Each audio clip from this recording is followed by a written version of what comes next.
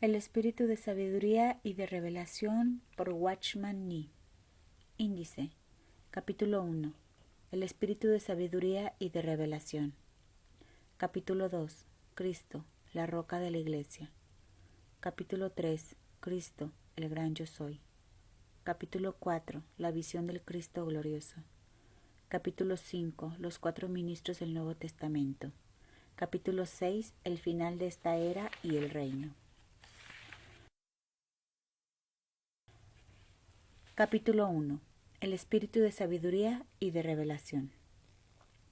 Por esta causa también yo, habiendo oído de vuestra fe en el Señor Jesús y de vuestro amor para con todos los santos, no ceso de dar gracias por vosotros, haciendo memoria de vosotros en mis oraciones, para que el Dios de nuestro Señor Jesucristo, el Padre de gloria, os dé espíritu de sabiduría y de revelación en el conocimiento de Él, alumbrando los ojos de vuestro entendimiento, para que sepáis cuál es la esperanza a que Él os ha llamado, y cuáles las riquezas de la gloria de su herencia en los santos, y cuál la supereminente grandeza de su poder para con nosotros los que creemos, según la operación del poder de su fuerza, la cual operó en Cristo, resucitándole de los muertos y sentándole a su diestra en los lugares celestiales, sobre todo principado y autoridad y poder y señorío, y sobre todo nombre que se nombra, no solo en este siglo, sino también en el venidero, y sometió todas las cosas bajo sus pies, y lo dio por cabeza sobre todas las cosas a la iglesia, la cual es su cuerpo, la plenitud de aquel que todo lo llena en todo. Efesios 1, del 15 al 23. Una oración pidiendo revelación. A medida que vamos conociendo a Dios, sus planes trazados desde la eternidad y su obra a través de las edades, nos vamos dando cuenta con una claridad cada vez mayor de lo multifacéticas, elevadas y especiales que son las revelaciones que Él nos hace en la carta de Pablo a los Efesios. No podemos dejar de observar que en esta carta Dios hace que Pablo recoja 2 de sus oraciones, la mencionada en el capítulo 1 y la que aparece en el 3. La primera de las 2 pide fundamentos, mientras que la segunda habla de edificación. En el primer capítulo, Pablo ora pidiendo que conozcamos nuestra relación con el Señor, mientras que en el 3, su oración es que conozcamos nuestra relación tanto con la Iglesia como con el Señor. Esta vez solo dirigiremos nuestro estudio hacia la oración que aparece en el primer capítulo de Efesios.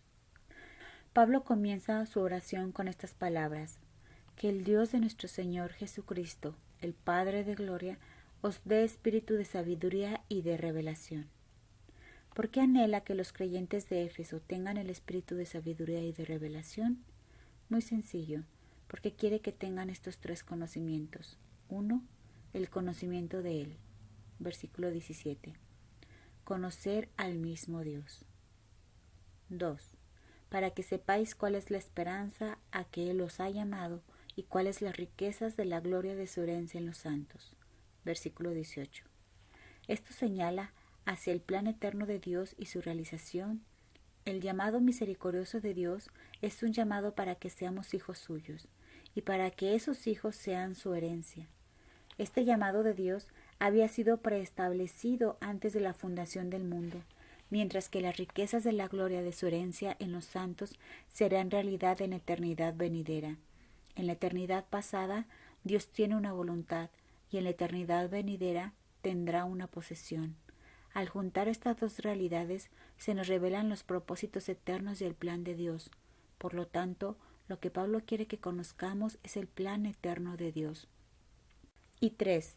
¿Cuál la supereminente grandeza de su poder para con nosotros los que creemos? Versículo 19. Esta afirmación nos muestra cuál es el poder que Dios va a usar hoy para llevar a cabo sus intenciones y para realizar su plan. Por ello, se refiere especialmente a nuestra relación con Él en el presente y también a nuestra relación con sus intenciones en la eternidad. Necesitamos tener en cuenta estas cosas y recibir revelación sobre ellas ante Dios. Consideremos cada una de estas 3 cosas más completamente. Conocer verdaderamente a Dios.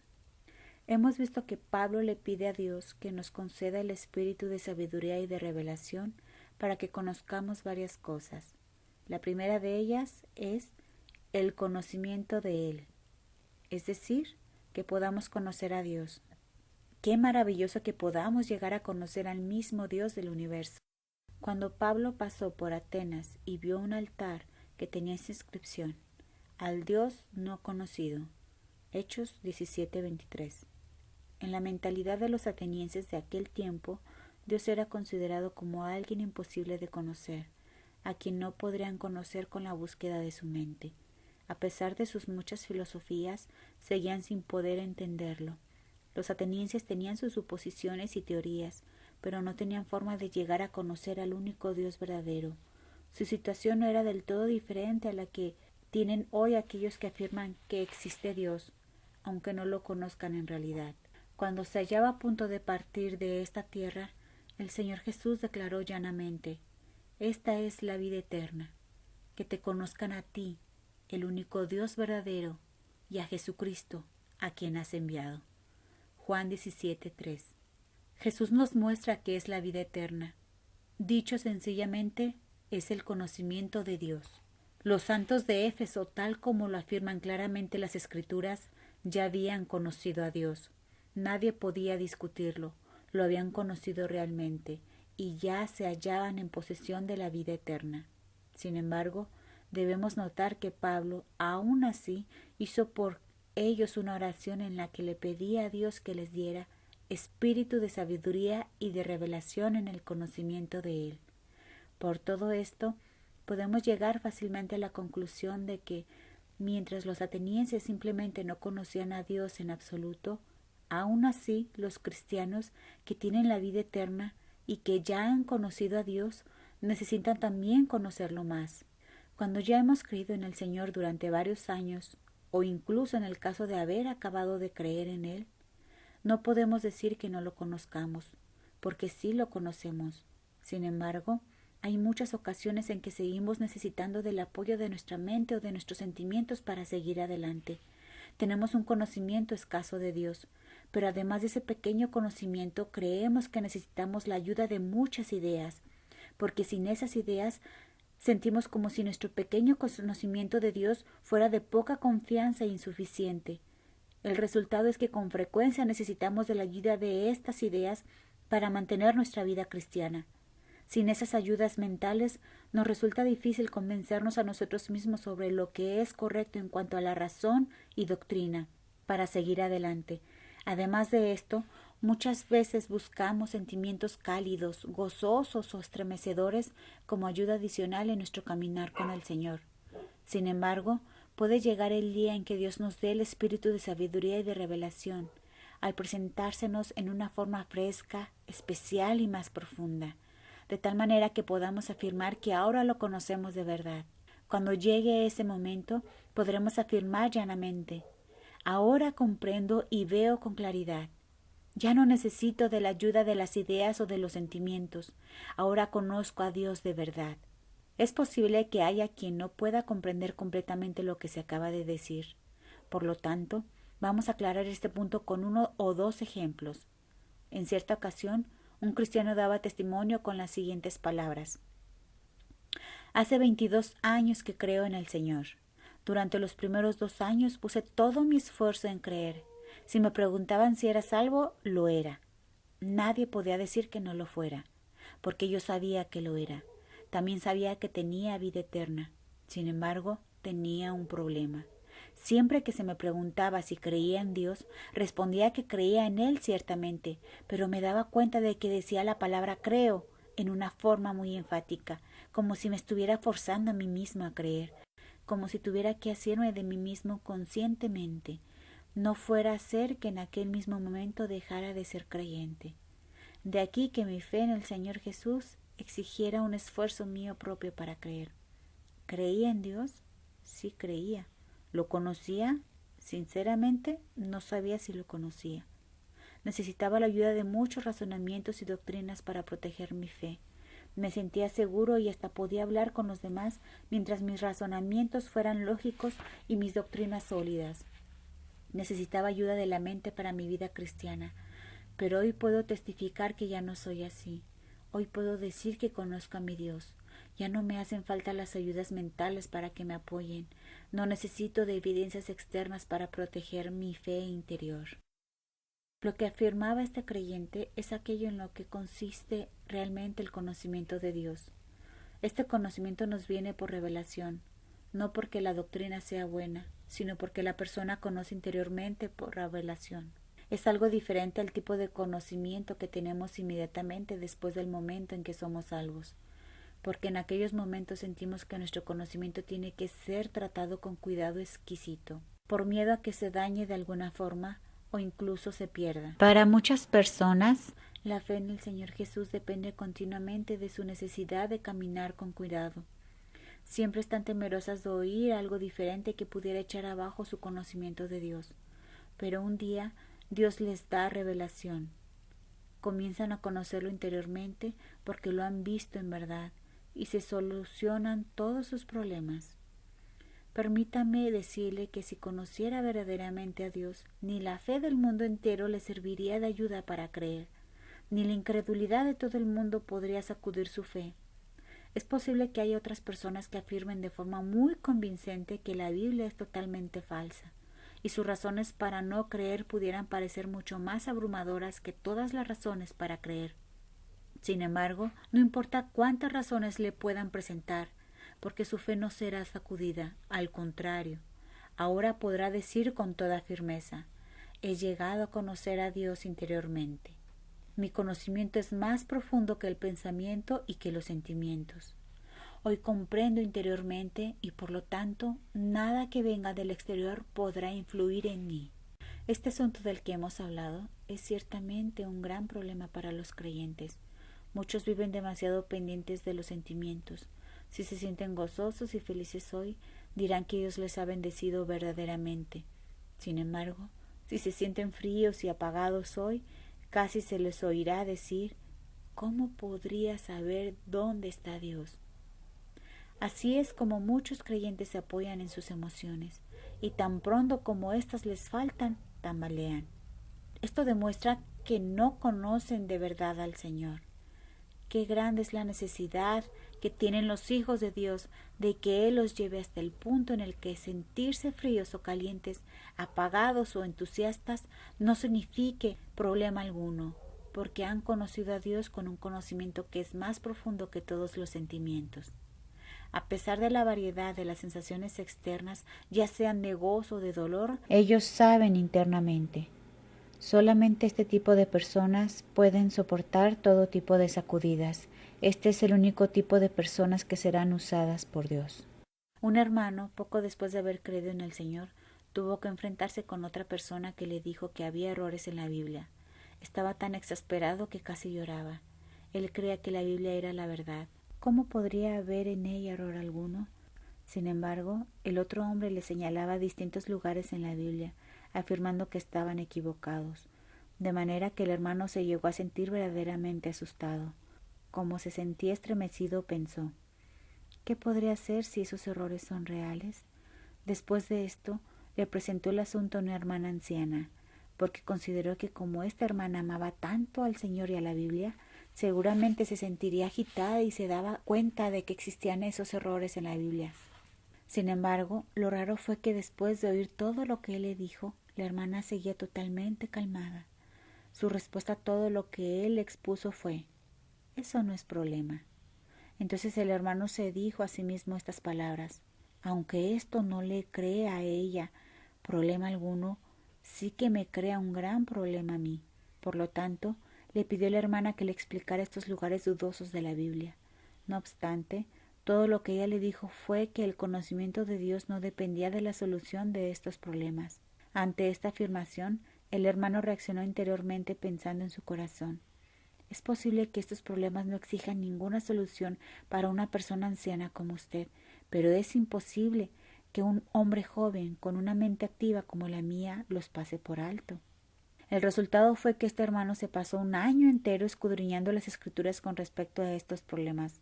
Cuando oyó evidencias de que los pasajes bíblicos en cuestión estaban correctos y no había error en ellos, la pesada carga que había en su corazón cayó, como una piedra cuando la levantan del hombro de una persona. Sin embargo, Si este hermano hubiera conocido realmente a Dios, no hubiera necesitado estar preocupado durante todo ese año.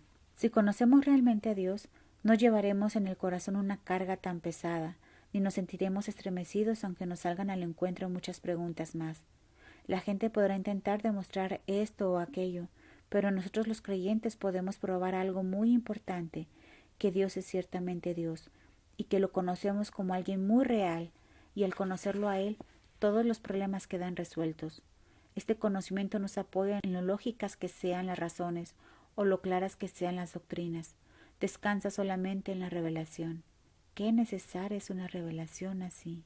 Debemos pedirle a Dios que nos dé el espíritu de revelación para que lo conozcamos realmente. Este conocimiento es la base firme del creyente y tiene una importancia máxima. El conocimiento del llamado de Dios y de su herencia. Dios no quiere solamente que lo conozcamos, sino que también que conozcamos cuáles son su llamado y su herencia en los santos. En otras palabras, quiere que sepamos lo que Él ha estado haciendo y continúa haciendo desde la eternidad y hasta la eternidad. En resumen, cuáles son su plan y sus propósitos eternos. Debemos tener en cuenta que la carta a los Efesios, al mostrarnos cuál es el plan eterno de Dios, trata este asunto de eternidad en eternidad. Al mencionar el llamado de Dios, su herencia en los santos y su poder para con nosotros los que creemos, Pablo trata de decirnos que para que conozcamos realmente el plan eterno de Dios y lo que Él está haciendo desde la eternidad y hasta la eternidad, necesitamos ver la relación entre el plan eterno de Dios por una parte y su poder para con nosotros por la otra. Solo con esta comprensión no nos aproximaremos al plan eterno de Dios con una forma abstracta, ni lo tendremos como algo insignificante. Veamos que este plan eterno de Dios tiene una estrecha relación con cada uno de nosotros. Cuando hablemos sobre Él, ¿lo debemos tratar como algo intangible o incomprensible? Por supuesto que no, porque tiene mucho que ver con nosotros en la práctica. Está relacionado directamente con su llamado, con su herencia en nosotros y con su poder para con nosotros. Y todas estas cosas son muy personales. Estudiemos primeramente el llamado y la herencia de Dios, antes de proceder a examinar el poder de Dios para con aquellos que hemos creído.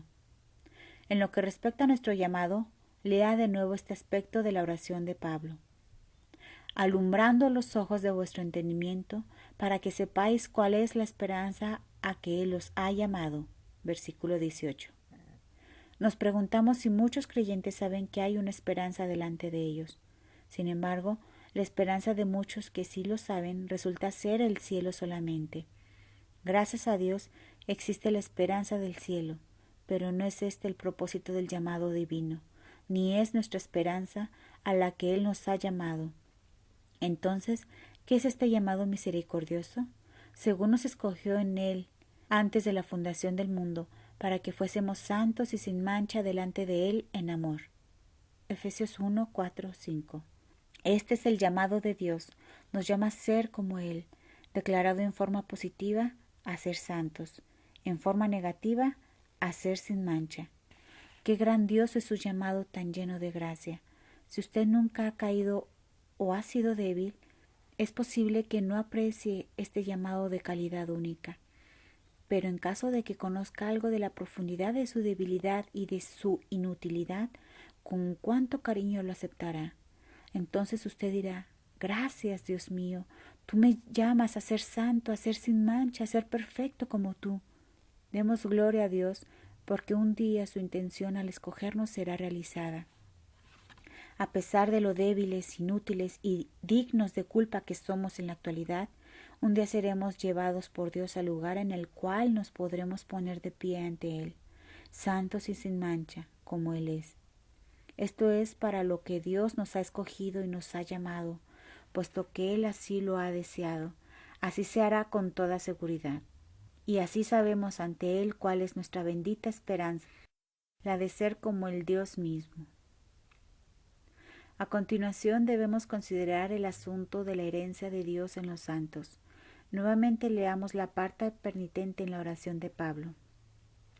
Alumbrando los ojos de vuestro entendimiento, para que sepáis cuáles son las riquezas de la gloria de su herencia en los santos. Efesios 1:18. ¿Cuál es la herencia de Dios en los santos? Aquí el significado no es que Dios les vaya a dar una herencia a los santos, sino que los mismos santos son la herencia de Dios. Pablo declara que la herencia que Dios recibe en los santos es gloriosa, son las riquezas mismas de la gloria. Tanto en Efesios 1:5 como en 1:11 se utiliza la palabra predestinados. En el versículo 5 leemos: habiéndonos predestinado para ser adoptados hijos suyos por medio de Jesucristo, según el puro afecto de su voluntad. Esto nos muestra que estamos predestinados a ser sus hijos.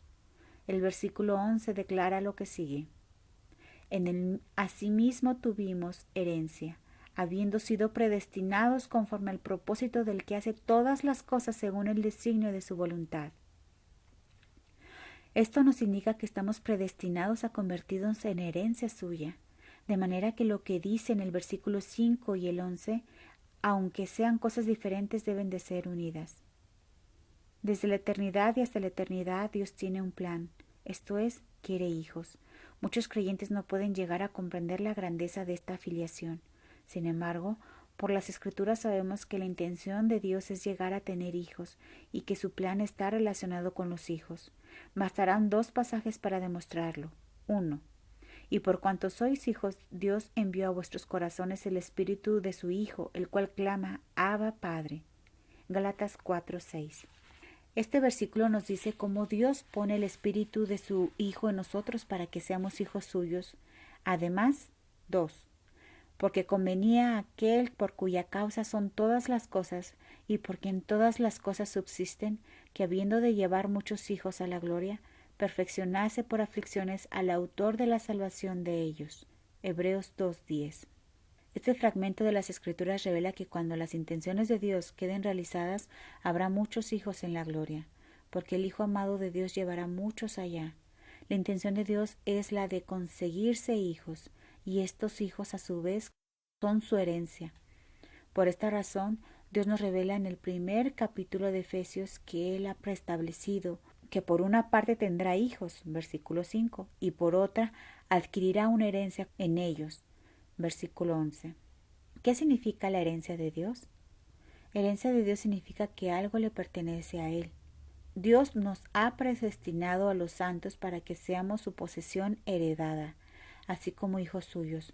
Todos los santos le pertenecemos. Pablo espera de nosotros que tengamos los ojos alumbrados para que veamos las riquezas de la herencia de Dios en los santos. ¿Qué es esta gloria? Muy sencillo. Ser como Dios, ser capaces de glorificarlo. Esto es lo que Él quiere. Por lo tanto, Dios nos ha escogido para que seamos suyos, hijos suyos y herencia suya. Quiera el Señor abrir nuestros ojos para que podamos percibir lo glorioso que es esto. Dios quiere que comprendamos que no solo debemos conocerlo a Él, sino también su obra, su plan y sus intenciones. Este conocimiento requiere visión. Sin visión, todo lo que vemos es fragmentario y temporal. Por ejemplo, con respecto al ministerio espiritual, con frecuencia fijamos la vista en la pequeña parcela de trabajo que tenemos en la mano. Nos sentimos triunfantes cuando nuestra pequeña obra parece ir bien. Sin embargo, nos sentimos descorazonados cuando esa obra no marcha con tanta suavidad. Con frecuencia, nuestras vistas se halla limitada a una perspectiva muy pequeña. No somos capaces de ver cosas mayores ante Dios. Qué limitada es nuestra comprensión. Es como un niño pequeño que tuviera en sus manos un billete nuevo de $10. Se siente inmenso. Mira el billete como si fuera toda su herencia.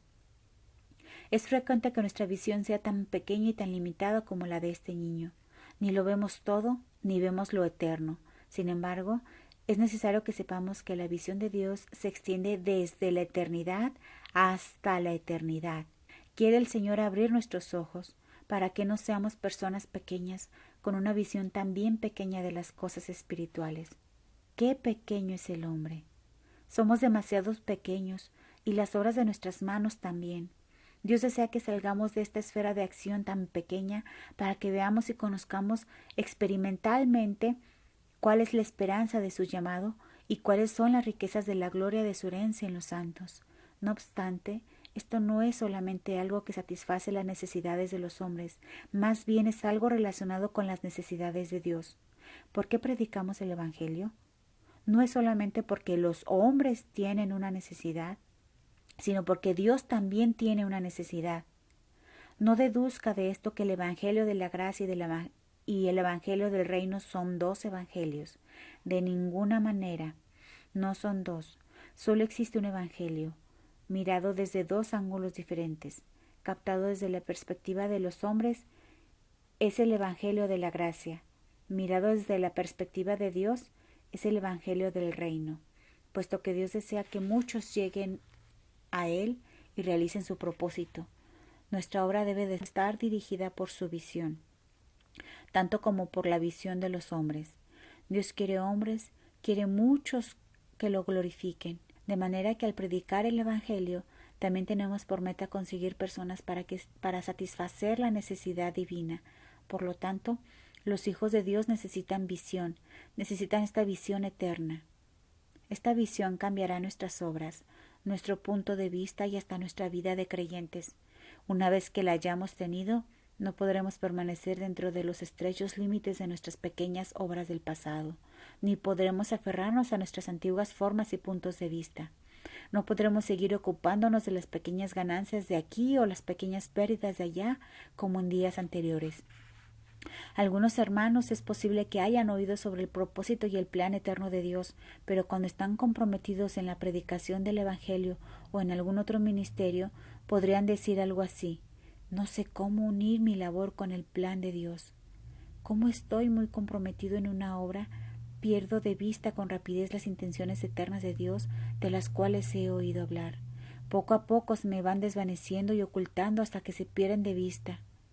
Cuando oí por primera vez hablar de ellas, me pareció un asunto bastante claro, pero después lo olvidé con facilidad.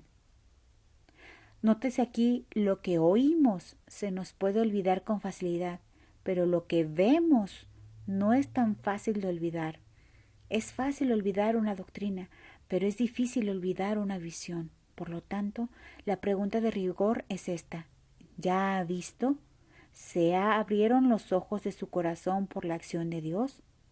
Si usted ha visto verdaderamente su llamado y su herencia, su propósito y su plan, entonces cualquier obra que emprenda, grande o pequeña, se unirá de forma completamente natural al plan de Dios. Cuando una obra no se une a su plan, no podrá ser considerada como obra de Dios. Necesitamos que el Señor nos abra los ojos para poder tener visión. Esta se convertirá en una gran liberación porque nos hará libres de nosotros mismos y de nuestros estrechos horizontes. A partir de ese momento tendremos la profunda sensación de que mientras esta obra eterna no esté completa, no podremos tener descanso. Mientras el plan eterno de Dios no esté terminado, no tendremos día alguno de satisfacción. La carga que hay en nuestros corazones y la obra en la que se hallan comprometidas nuestras manos no son otras que lo que Dios desea tener, aunque lo que nos ocupe solo sea el trabajo de mover una pequeña piedra. Esta, sin embargo, quedará dentro de la inmensa obra que va desde la eternidad hasta la eternidad. Pidámosle a Dios que nos mantenga bondadosamente en esta visión. Cuán fácil nos es salirnos de esta visión. Con cuánta rapidez nuestra obra puede convertirse en algo más pequeño que el alcance de esta visión. Es posible que Dios no nos llame a hacer grandes cosas, pero quiere que la obra que hagamos esté incluida en su grandiosa visión. Esta obra debe unirse a sus grandes propósitos para formar parte de su gran obra. Por pequeño que sea el servicio que el Señor le ponga a realizar, si es lo que Él lo llama a hacer, es grande en realidad, porque forma parte de la obra de Dios, que va desde la eternidad hasta la eternidad. El conocimiento del poder de Dios. La carta a los Efesios nos revela el misterio desde la eternidad hasta la eternidad. Por una parte, lo que vemos es la eternidad del pasado, y en esa eternidad Dios tiene una predestinación, un plan y una voluntad. Por la otra, lo que vemos es la eternidad del porvenir y la forma en que Dios llevará a cabo su propósito en ella y conseguirá lo que se ha propuesto. Sin embargo, entre esas dos eternidades hay un periodo al que llamamos tiempo, en el cual Dios nos revela cómo llevará a cabo la voluntad predestinada que tenía en la eternidad pasada, hasta que la haga realidad en la eternidad que ha de venir. Pablo en su oración toca tanto lo objetivo como lo subjetivo. En la parte objetiva, el apóstol ora pidiendo que sus lectores conozcan al mismo Dios y la esperanza de su llamado, y las riquezas de la gloria de su herencia en los santos. En el aspecto subjetivo, desea que sean alumbrados los ojos de vuestro entendimiento para que sepáis cuál la supereminente grandeza de su poder para con nosotros los que creemos. Efesios 1:19. Después de que hayamos conocido el mismo Dios, junto con su obra de eternidad a eternidad, entonces el aspecto subjetivo, es decir, su poder, comienza a ser exhibido en nosotros. Primero, la visión objetiva, después la obra subjetiva.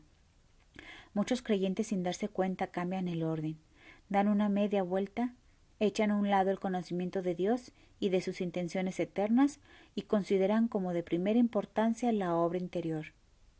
Que yo pueda ser santo, que yo tenga más victoria o que yo pueda ser más espiritual.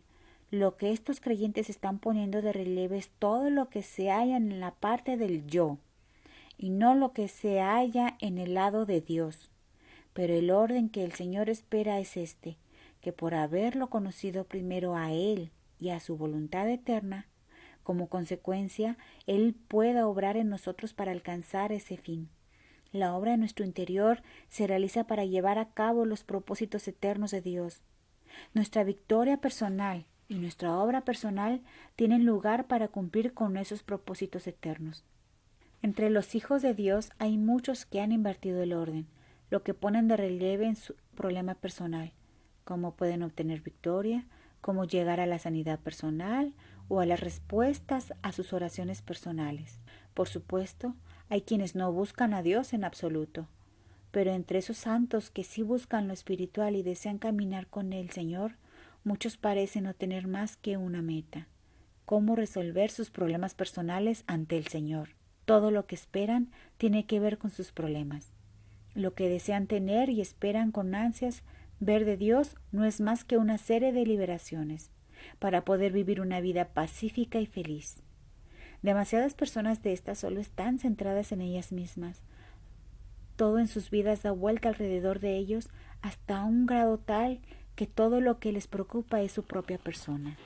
Ahora bien, es cierto que necesitamos la obra de Dios en nuestras vidas, y si necesitamos mucho de la victoria personal y de la santidad, no hay duda de que necesitamos poder y fortaleza, y también emancipación y liberación personal. Sin embargo, el corazón del problema no está aquí. Dios espera de nosotros que primeramente tengamos la visión, que sepamos cuál es la meta de su trabajo, y después Él obrará en nosotros para alcanzar esos propósitos. La intención de Dios no consiste simplemente en darnos una victoria o una santidad personal, porque su objetivo no puede ser tan limitado. Él quiere que veamos que desde la eternidad hasta la eternidad Él tiene una obra pendiente, y toda persona redimida tiene una parte en ese plan suyo. Dios obra en nosotros con la fortaleza de su poder para que podamos cumplir con su plan eterno. Por lo tanto, tenemos que comprender este principio tan importante, que el trabajo subjetivo debe de basarse en la visión objetiva y que el poder subjetivo procede de esa visión objetiva. Primero la visión y después el poder. Primero lo objetivo y después lo subjetivo. Si una persona no tiene visión, no puede esperar que Dios obre en ella. Supongamos, por ejemplo, que un padre envía a su hijo a comprarle algo. Debe de darle algo de dinero. La motivación del padre no es que su hijo pueda tener unos cuantos dólares en el bolsillo, sino que le compre esas cosas. De una forma similar, Dios nos da poder, no solo para darnos el gozo espiritual personal, sino para alcanzar su meta. Este es un asunto que hemos de resolver completamente ante Él. Es posible que haya quienes consideren que este problema es demasiado grande.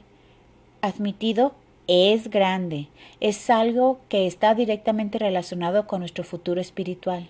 ¿Cuántos son los que no llegan a recibir la obra de Dios en ellos en forma subjetiva porque no han obtenido la visión? Porque toda la obra subjetiva de Dios se basa en la visión que Él mismo nos proporciona.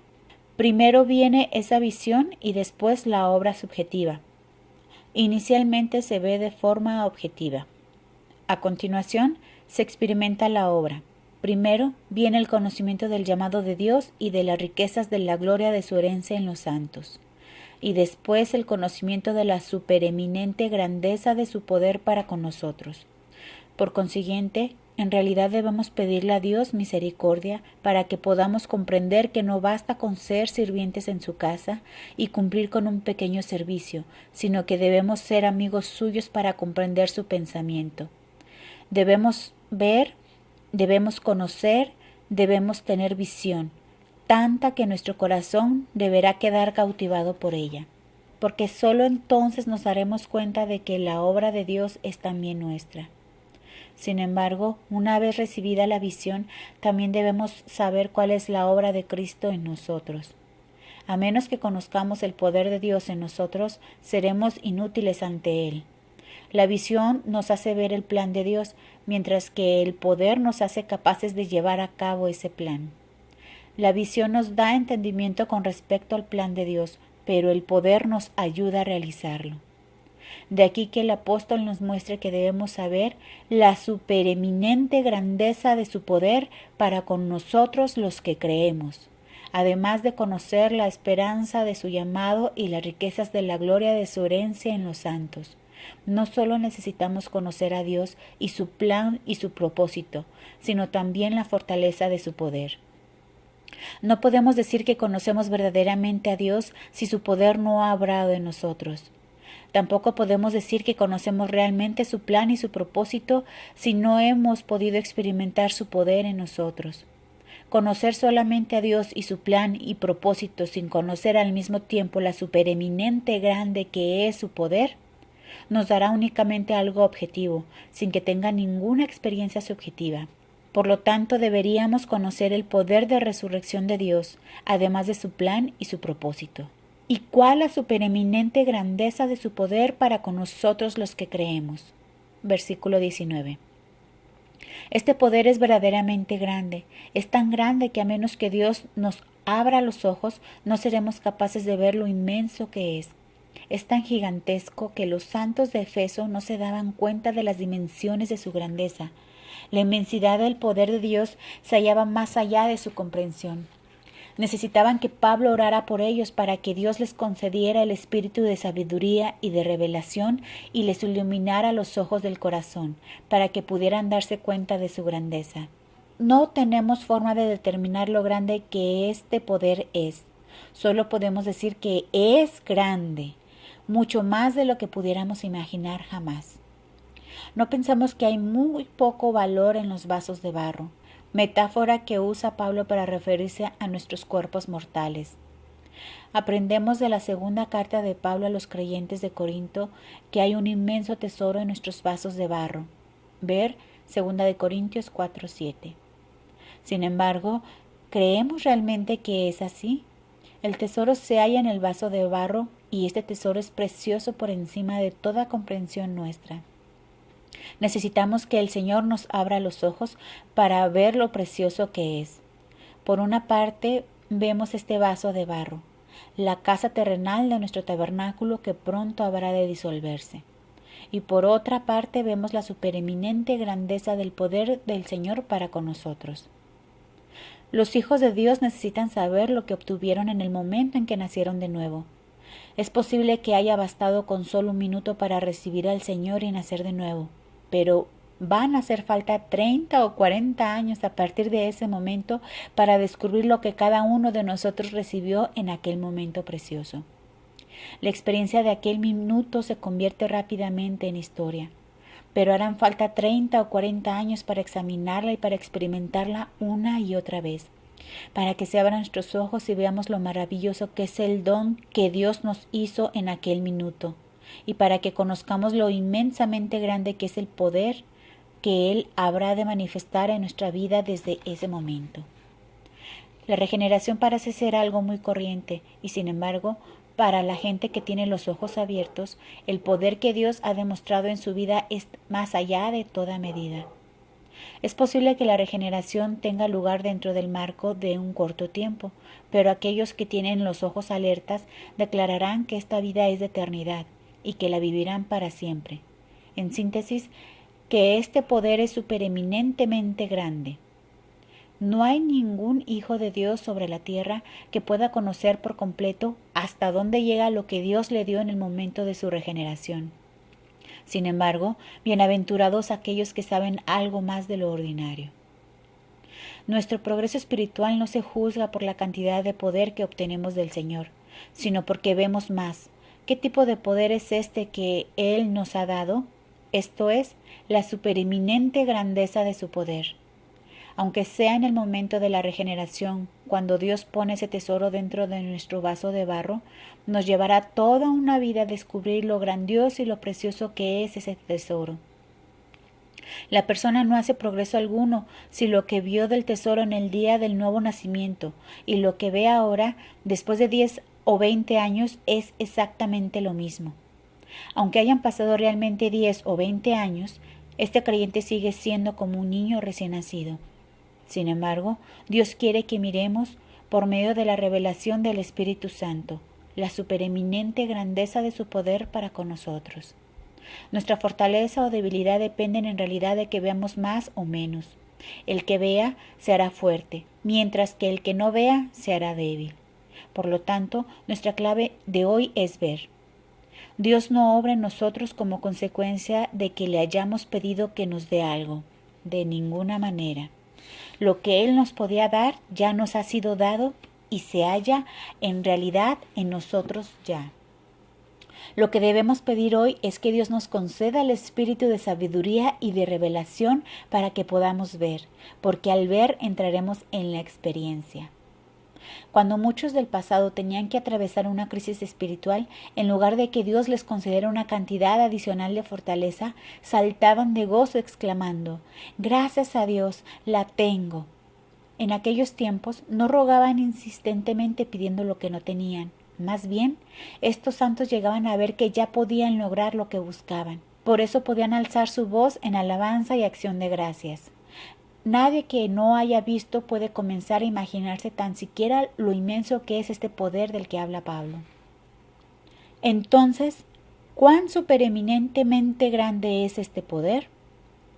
Según la operación del poder de su fuerza, la cual operó en Cristo. Versículo 19b, 20a. Vamos a fijarnos especialmente en la palabra según. Debemos comprender que el poder que Dios les muestra a los que creen es según la operación del poder de su fortaleza en Cristo.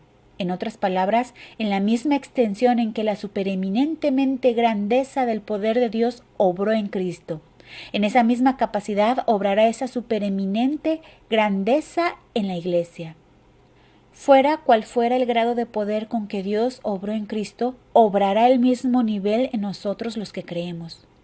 Ambas operaciones serán en realidad la misma. ¿Lo ha visto? Si no, debe orar.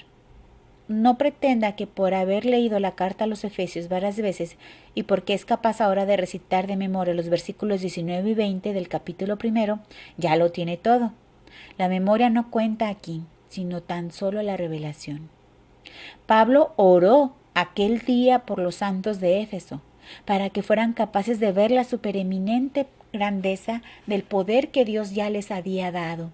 Ahora bien, si nosotros hoy no vemos que el poder que está en nosotros y el que estaba en Cristo son uno solo y mismo poder, nosotros también necesitamos orar pidiendo ver.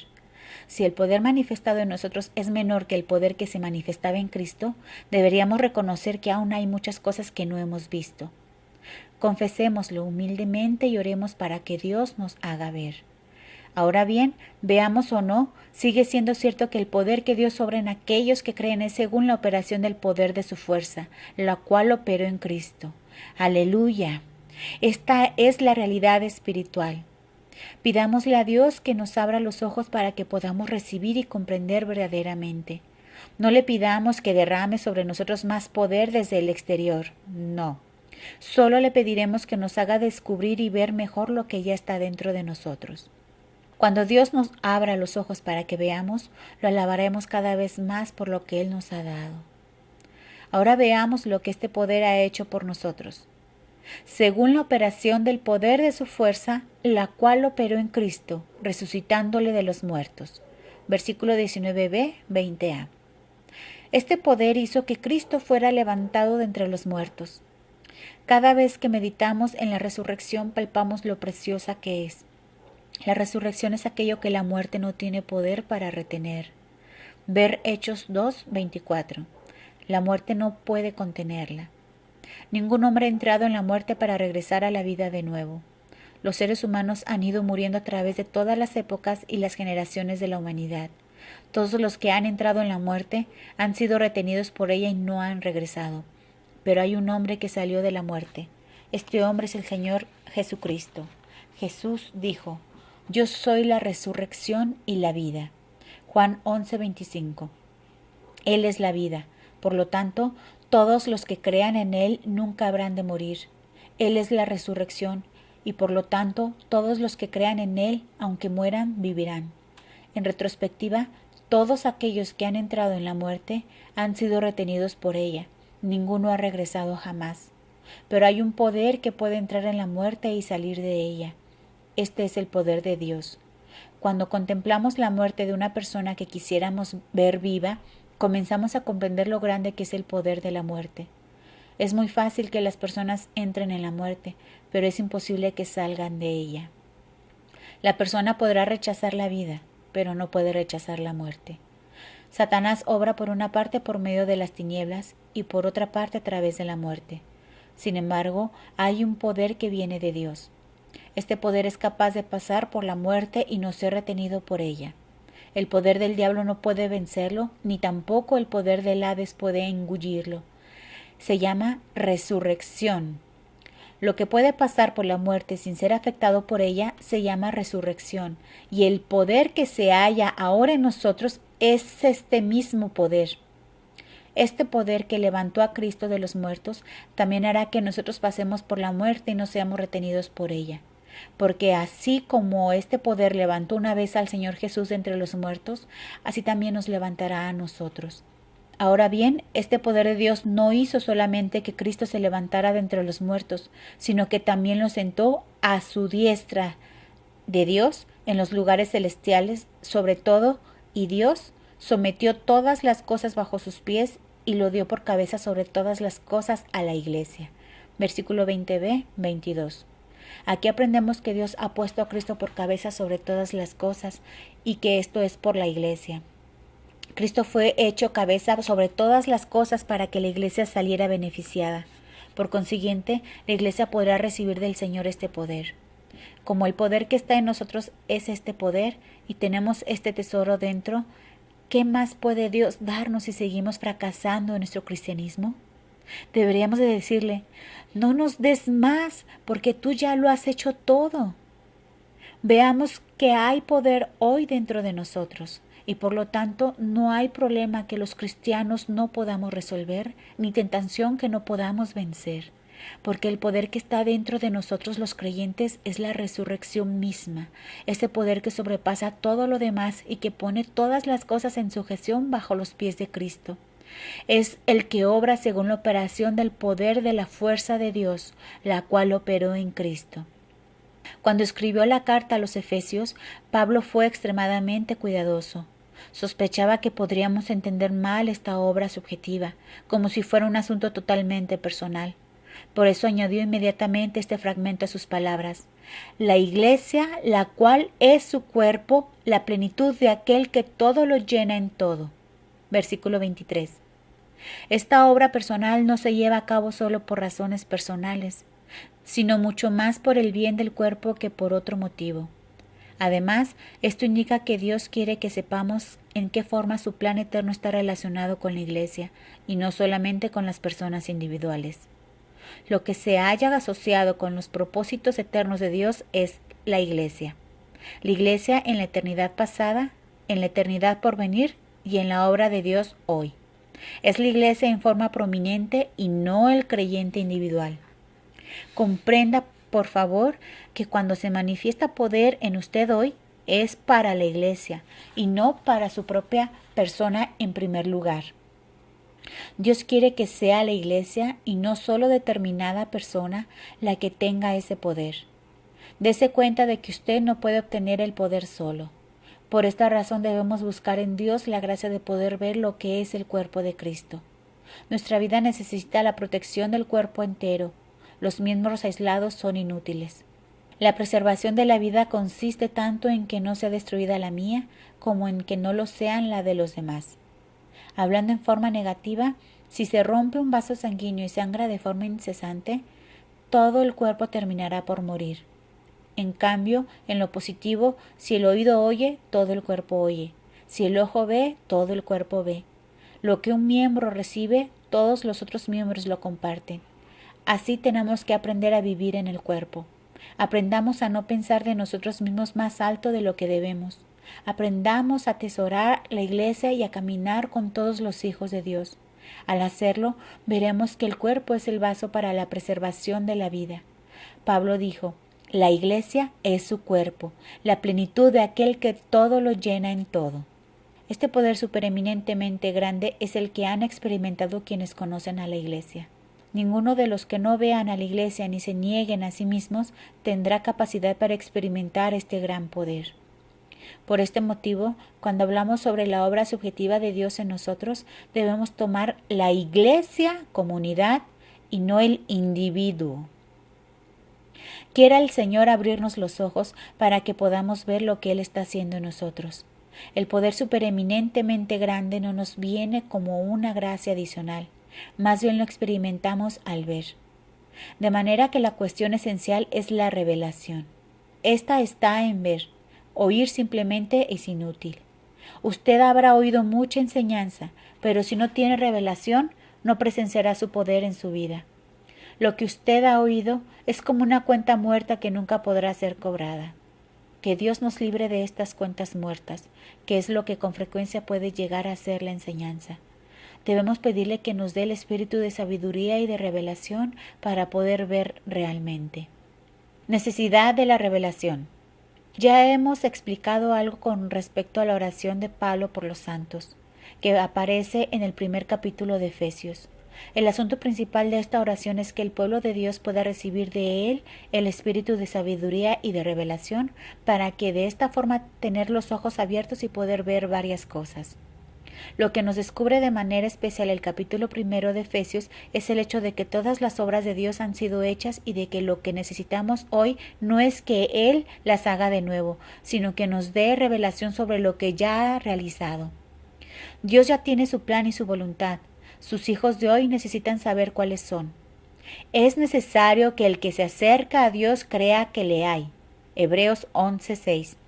Debemos ver que, porque Dios es, no cambia nunca. Por tanto, la oración del apóstol en el capítulo 1 de Efesios pide que el Señor nos dé el espíritu de sabiduría y de revelación. De esta forma conoceremos verdaderamente a este Dios que ya es y conoceremos en realidad la obra que ya ha hecho, así como el plan que ya se ha trazado. Mucha gente tiene ante Dios este pensamiento, que lo mejor sería que en el plan de Dios pudiera haber nuevas decisiones y nuevas obras divinas. Sin embargo, el apóstol nos muestra que no es así, que no es cuestión de si sería mejor que su plan se ejecutara de esta u otra forma, porque Dios ya ha decidido y a nosotros solo nos toca descubrir lo que Él ha decidido. Necesitamos el espíritu de sabiduría para comprender la labor que Él hace y el espíritu de revelación para conocer la obra que ya ha hecho. Tan pronto como veamos esto, tendremos una experiencia nueva y seremos personas útiles en sus manos. Pablo nos revela ahora que la obra de Dios tiene dos partes. La primera la llevó a cabo antes de la fundación del mundo. La otra la ejecutó en la cruz. Todo lo que tiene que ver con su plan eterno fue hecho antes de la fundación del mundo, mientras que todo lo relacionado con la caída y la derrota del hombre fue llevado a cabo en la cruz. Dios ya tiene en la eternidad un llamado, una elección y una predestinación. Todo lo que tiene la intención de hacer ya ha sido decidido antes de la fundación del mundo. Allí fue escogido y predestinado, y nada podrá conmoverlo. De hecho, después de la creación del mundo, el hombre cayó y Satanás entró en escena para destruir la obra de Dios. Sin embargo, gracias al Señor, que supereminentemente grande es el poder que Él manifiesta para con aquellos que creemos, existe ciertamente la caída, pero también hay redención. Existe en verdad la muerte, pero también hay resurrección. Dios tiene un plan eterno y tiene una redención por medio de la cruz. Su plan eterno parecerá haberse desvanecido al caer el hombre.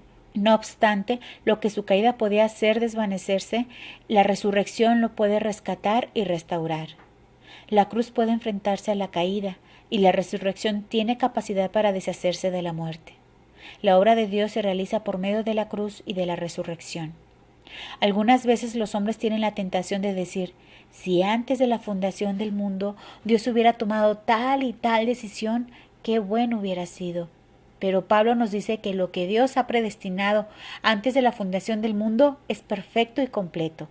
Es posible que los hombres tengan hasta la tentación de decir, si Dios hiciera hoy esto y aquello.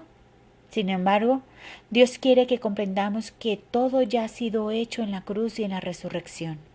Por eso no encontramos a Pablo orando para que Dios haga un poco más a favor nuestro, ni para que haga un poco más rica su gracia para con nosotros, o manifieste su poder en nosotros un poco más. No. Pablo ora para que Dios nos dé espíritu de sabiduría y de revelación en el pleno conocimiento de Él, alumbrando los ojos de nuestro entendimiento para que sepamos cuál es la esperanza a la que Él nos ha llamado, cuáles son las riquezas de la gloria de su herencia en los santos y cuál la supereminente grandeza de su poder para con nosotros los que creemos. Lo que Pablo anhela para nosotros no es que podamos recibir más de Dios, sino que podamos ver cuán glorioso, rico y grandioso es lo que ya hemos recibido. Entonces, aquello que hemos de recibir como consecuencia de la oración de Pablo en el primer capítulo de Efesios es la visión. ¿Cuántos creyentes hay que aún están esperando algo, como si Dios nunca hubiera obrado en su vida, ni les hubiera dado algo? Sin embargo, lo que tienen de especial el capítulo primero de Efesios es el deseo que tiene Pablo de mostrarles a los creyentes que Dios lo ha hecho todo, y según esto, no le queda nada por hacer. Lo hizo en la eternidad y lo hizo en la cruz y en la resurrección, con la consecuencia de que hoy solo nos queda una cuestión pendiente, la de si vemos o no. El problema de hoy no es obrar a Dios, sino ¿vemos lo que Dios ha obrado ya? La diferencia entre estas dos preguntas es inmensa. Supongamos que cierto hermano tiene muy mal carácter. Por el momento usaremos esta pobre ilustración como ejemplo. Intenta vencerlo una vez, pero no puede. Trata de luchar con él por segunda vez, pero fracasa. Por tercera vez trata de resistirse, pero nuevamente no tiene éxito. Como consecuencia, piensa en su corazón, ¿por qué Dios no hace algo para ayudarme con mi carácter? Parece culpar al Señor por no hacer algo. Aquí vemos que el problema de este hermano está en que espera que Dios haga una obra a favor de su carácter. Piensa que con que Dios mueva la mano solamente, ya todo va a ir bien. Sin embargo, en el primer capítulo de Efesios dice que Dios nos bendijo con toda bendición espiritual en los lugares celestiales en Cristo. Versículo 3. Bendijo quiere decir que ya fue hecho.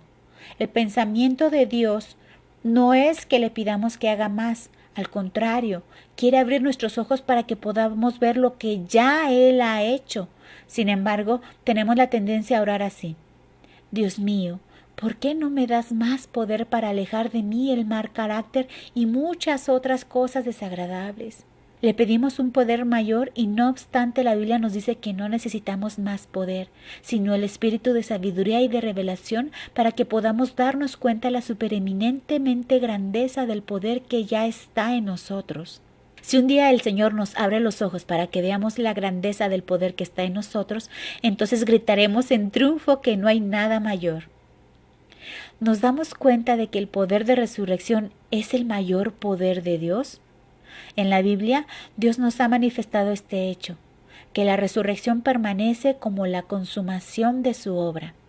En la resurrección, Dios hizo su obra mayor y, por consiguiente, quiere que se nos abran los ojos para que podamos ver que no puede hacer nada más allá de la resurrección, porque lo que hizo en Cristo es la cima de su obra y no le queda nada por hacer. Alabemos de verdad a nuestro Dios porque su obra ya está completa y no se le puede añadir nada. que el Señor nos abra hoy los ojos para que podamos ver esto. Una vez que veamos la supereminentemente grandeza de su poder, lo experimentaremos de inmediato en nuestra vida. Qué realidad tan triste es entre los hijos de Dios que la liberación que muchos de ellos esperan es una liberación futura. Es posible que suceda mañana o quizá el próximo año. Sin embargo, Dios desea intensamente que sus hijos vean una liberación que ya ha tenido lugar y que no necesita de espera para ser cumplida. En la mente de muchos santos, su victoria es algo del mañana. La respuesta a su esperanza, expectación o oración se halla en el futuro. Pero si tenemos revelación, podremos ver el acto de Dios ya realizado. La revelación nos hace ver lo que el Señor ya ha hecho, no lo que va a hacer. No obstante, muchos esperan ser liberados en algún día futuro de la debilidad o el fracaso que tienen en su vida. Con que solo dejaran que Dios les abriera los ojos, les bastaría para comprender que esta debilidad o este fracaso ya fueron derrotados en la cruz. Entonces alabarían al Señor diciendo: Dios mío, te doy gracias y te alabo, porque ya lo hiciste.